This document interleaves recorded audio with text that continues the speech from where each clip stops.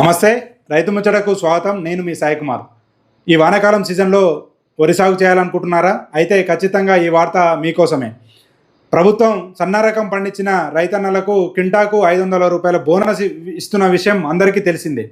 అయితే ఈ సీజన్ నుంచి ఆ 500 రూపాయల బోనస్ని అన్ని రకాల సన్న రకానికి ధాన్యానికైతే ఇవ్వదు.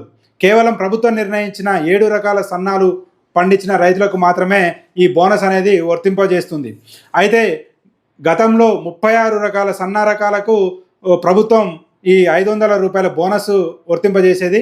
అయితే ఈ సీజన్ నుంచి 7 రకాల వరి వంగడాలు పండించిన రైతన్నలకు మాత్రమే ఈ 500 రూపాయల బోనస్ వర్తింపజేయాలని కీలక నిర్ణయం తీసుకుంది. అయితే ఆ 7 రకాలు ఏంటివి, ఆ విత్తనాలను ఎలా పొందాలి, వాటికి సబ్సిడీ ఏ విధంగా వస్తుందనే విషయాలను మనం ఇప్పుడు ఈ వీడియోలో తెలుసుకుందాం. అయితే ప్రభుత్వం 7 రకాల వరి వంగడాలను సన్న రకాలను మాత్రమే బోనస్ ఇస్తానని ప్రకటించింది. అయితే ఆ 7 రకాలు ఏంటి అనేది మనం ఇప్పుడు తెలుసుకుందాం. బీపీటీ 204, ఆర్ఎన్ఆర్ 15048, ఇది తెలంగాణ సోనా అని కూడా అంటారు. హెచ్ఎంటి సోనా, జై శ్రీరామ్, కేఎన్ఎం 1638, దీనిని కునా రకం సన్నాలని కూడా అంటారు. డబ్ల్యూజిఏఎల్ 44, దీన్ని సిద్ధి రకం సన్నాలు అంటారు. కేఎన్ఎం 7715, ఇది కొత్త రకం సన్నా. ఈ 7 రకాల సన్నాలకు మాత్రమే ప్రభుత్వం 500 రూపాయల బోనస్ ఇస్తుంది. అయితే ఈ ఏడాది రాష్ట్రంలో దాదాపు 38 లక్షల ఎకరాల్లో ఈ 7 రకాల సన్నాలను పండించాలని వ్యవసాయ శాఖ అయితే ఒక ప్రణాళిక రూపొందించింది.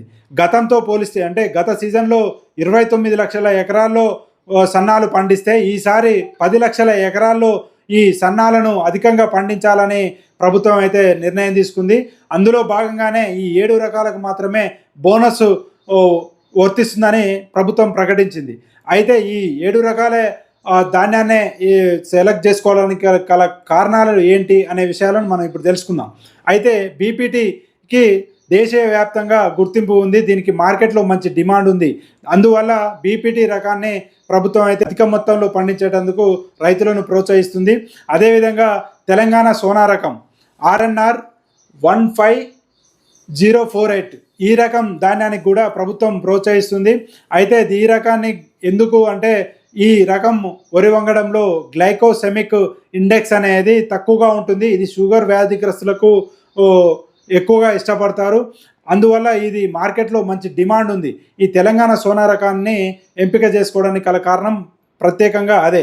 అయితే ఈ 2 రకాలతో పాటు ఇంకా మిగతా 5 రకాల సన్న రకాలని తీసుకోవడానికి గల కారణం ఏంటంటే, ఇవి మిల్లింగ్లో తౌడు తక్కువ రావడం, అదేవిధంగా నూక కూడా తక్కువ రావడం వంటి లక్షణాలను కలిగి ఉంటాయి. అదేవిధంగా మార్కెట్లో మంచి డిమాండ్ ఉంటుంది కాబట్టి తెలంగాణ ప్రభుత్వం ఈ 7 రకాలని ప్రోత్సహిస్తుంది. అదేవిధంగా ఈ 7 రకాలకే బోనస్ ప్రకటించింది. మిగతా రకాలు పండించిన రైతులకు ఈ బోనస్ అయితే వర్తించదు.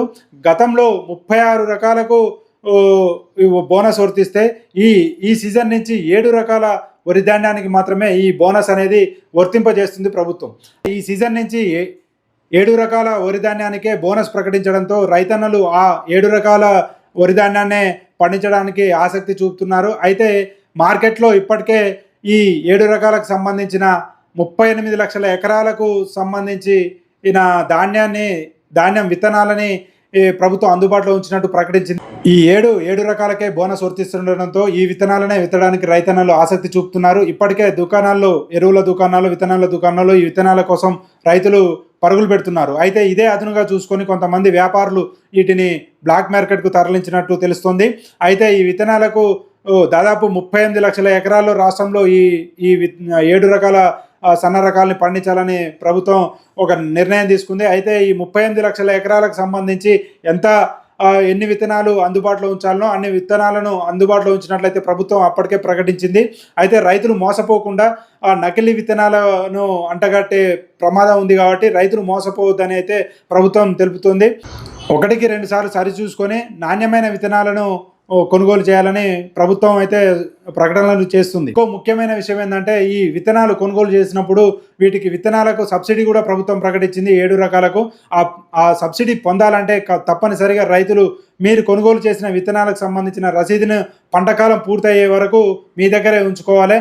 అయితే ఈ వరి రకం పండించే క్రమంలో వ్యవసాయ అధికారులు మీ దగ్గరికి వచ్చి ఈ 7 రకాలకు సంబంధించిన సన్న రకాన్ని సంబంధించిన ధాన్యాన్ని పండిస్తున్నట్లు నిర్ధారించుకొని తర్వాత మీకు సబ్సిడీకి సంబంధించిన విత్తనాలకు సంబంధించి సబ్సిడీ డబ్బులు మీ రైతుల అకౌంట్లో జమ చేస్తానైతే ప్రభుత్వం చెబుతుంది.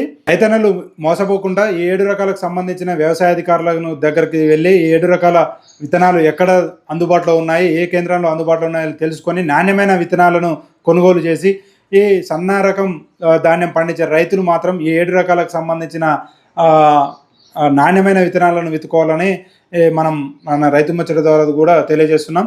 ఇలాంటి మంచి మంచి వీడియోల కోసం మన రైతు ముచ్చట ఛానల్ని సబ్స్క్రైబ్ చేయండి. అదేవిధంగా ఇది రైతులకు సంబంధించిన సమాచారం కావున ఈ వీడియోను మరో రైతుకు షేర్ చేయండి. మరో మంచి విషయంతో మళ్ళీ కలుద్దాం. ధన్యవాదాలు.